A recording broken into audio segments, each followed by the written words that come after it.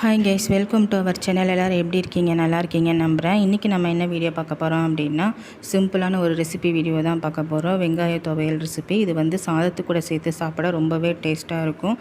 இன்க்ரீடியன்ஸும் வந்து ரொம்ப கம்மி, செய்கிறதும் வந்துட்டு ரொம்ப ஈஸி. ஒரு 15 மினிட்ஸில் வந்துட்டு இது வந்து செஞ்சிடலாம்.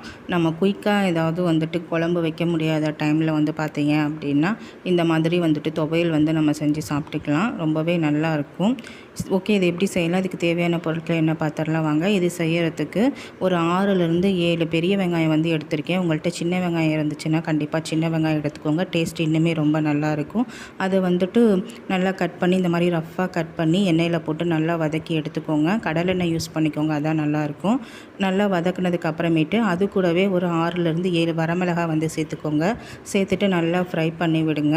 உங்களுக்கு காரத்துக்கு தகுந்த மாதிரி வந்துட்டு மிளகாய் கூட்டியோ குறைச்சியோ வந்து சேர்த்துக்கோங்க. நான் இன்றைக்கி 7 பெரிய வெங்காயத்துக்கு ஒரு 6 வரமிளகாய் வந்து சேர்த்துருக்கேன். அது கூடவே புளி வந்துட்டு வாஷ் பண்ணிவிட்டு சீட்ஸ் எல்லாம் எடுத்துகிட்டு அதில் உள்ள நாரெல்லாம் எடுத்துகிட்டு ஒரு பெரிய நெல்லிக்காய் சைஸ் அளவுக்கு வந்துட்டு புளி வந்து ஆட் பண்ணிக்கிறேன்.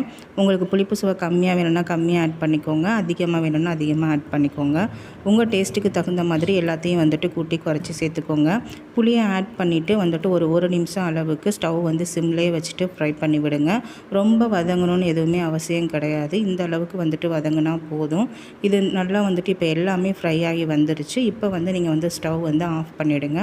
ஆஃப் பண்ணிவிட்டு தனியாக வந்து கீழே இறக்கி வச்சுட்டு கம்ப்ளீட்டாக வந்து ஆற விடுங்க. நல்லா வந்து ஆறுனதுக்கப்புறமேட்டு இதை வந்து ஒரு மிக்ஸி ஜாரில் வந்துட்டு சேர்த்துக்கலாம். எல்லாத்தையும் வந்துட்டு சேர்த்துக்கோங்க. இதில் வந்து நம்ம தண்ணிலாம் எதுவும் வந்து சேர்க்க போகிறது கிடையாது. அந்த வெங்காயத்தில் உள்ள தண்ணியே போதும். இதில் வந்துட்டு நம்மளுக்கு அரைஞ்சி வந்துடும் நல்லா பேஸ்ட் மாதிரி. சின்ன ஜார் இல்லாமல், பெரிய ஜார் இல்லாமல் மீடியம் சைஸ் ஜார் வந்து நான் எடுத்திருக்கேன். நீங்கள் எந்த அளவுக்கு குவான்டிட்டி போடுறீங்களோ அந்த அளவுக்கு வந்துட்டு சைஸ் வந்து பார்த்து எடுத்துக்கோங்க. லாஸ்ட்டாக வந்து பார்த்திங்க அப்படின்னா உப்பு வந்து சேர்க்குறேன். கல்லுப்பு சேர்த்துக்கோங்க. இந்த அளவுக்கு உப்பு வந்து எனக்கு சரியாக இருக்கும், நான் வந்து சேர்த்துக்கிறேன். சேர்த்துட்டு அதுக்கப்புறமேட்டு நம்ம ஃபஸ்ட்டு வந்து 2-3 பல்ஸ் விட்டு எடுத்துக்கோங்க. அதுக்கப்புறமேட்டு நல்லா வந்து கொரப்பாக அரைச்சி வந்து எடுத்துக்கோங்க. இந்த அளவுக்கு வந்துட்டு கொரப்பாக அரைச்சி எடுத்துக்கோங்க.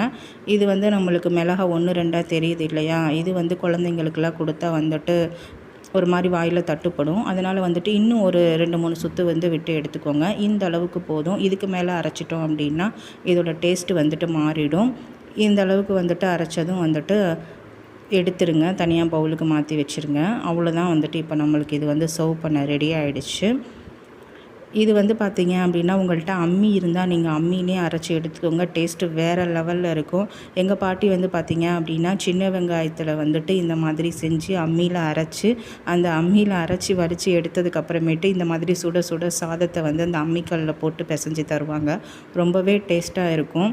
இப்போ வந்து நம்மளுக்கு எங்கே அம்மியில் அரைக்கலாம் டைம் இருக்குது, ஸோ மிக்சியிலேயே வந்துட்டு அரைச்சி எடுத்தாச்சு. ஆனால் கண்டிப்பாக வந்து சுட சாதத்தை வடித்து சாப்பிட்டு பாருங்கள். டேஸ்ட்டு ரொம்பவே சூப்பராக இருக்கும். செஞ்சு பார்த்துட்டு எப்படி வந்துச்சுன்னு சொல்லிட்டு கமெண்ட்டில் என்னோட மறக்காமல் ஷேர் பண்ணிக்கோங்க. இந்த வீடியோ உங்களுக்கு யூஸ்ஃபுல்லாக இருக்கும்னு நம்புகிறேன். மறக்காமல் நம்ம சேனலை சப்ஸ்கிரைப் பண்ணி வச்சுக்கோங்க. நம்ம வீடியோக்கு ஒரு லைக் கொடுங்க.